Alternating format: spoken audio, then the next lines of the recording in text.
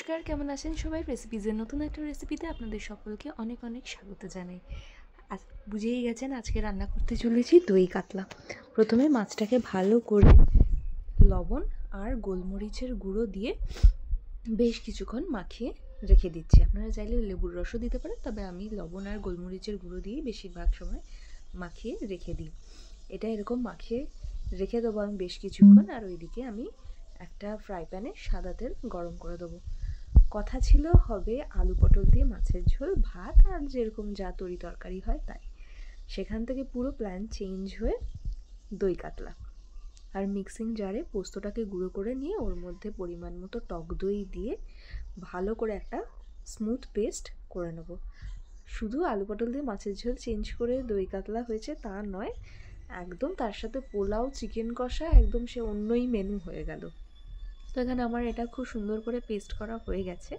এবার মাছগুলোকে ভালো করে ভেজে নিচ্ছি, কিন্তু এটা খুব কড়া করে তো ভাজা হবে না, একটু কালার চেঞ্জ হলেই এটাকে পাল্টে দেবো।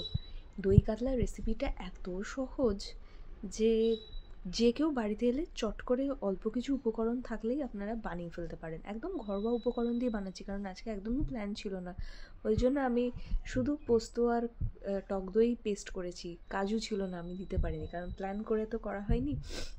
তো মাছগুলো এখানে আমার সুন্দর করে ভাজা হয়ে গেছে।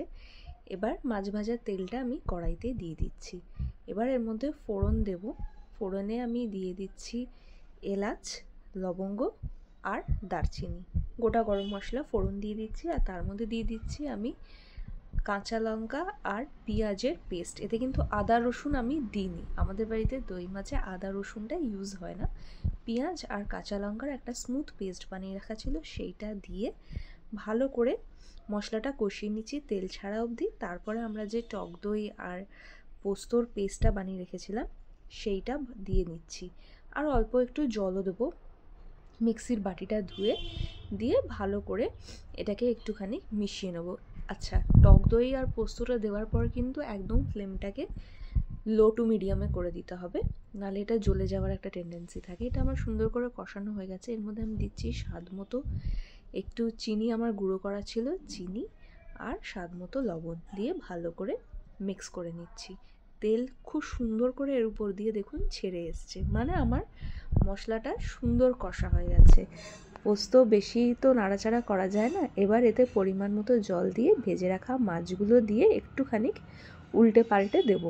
এটা তো খুব বেশি গ্রেভি হবে না, একটু মাখা মাখাই হবে। আর যেহেতু পোলাও দিয়ে খাওয়া হবে, আমি খুব বেশি গ্রেভি এর রাখবো না, একটু মাখা মাখাই করার চেষ্টা করব। এটাকে খুব সুন্দর করে আমি উল্টে পাল্টে দিয়েছি। আমি গ্রেভির যেরকম টেক্সচার চাইছিলাম একদম রেডি। এবার যেটা না দিলে একবারে ইনকমপ্লিট, সেটা হলো একটু বেশি করে ঘি দিয়ে দিয়েছি, একটু বেশি করে ঘি, তার উপর দিয়ে একটু ঘরে তৈরি করে রাখা গরম মশলার গুঁড়ো। এবার কাঁচা লঙ্কা ছড়িয়ে সার্ভ করুন। এইভাবে ট্রাই করে জানাবেন কেমন লাগবে।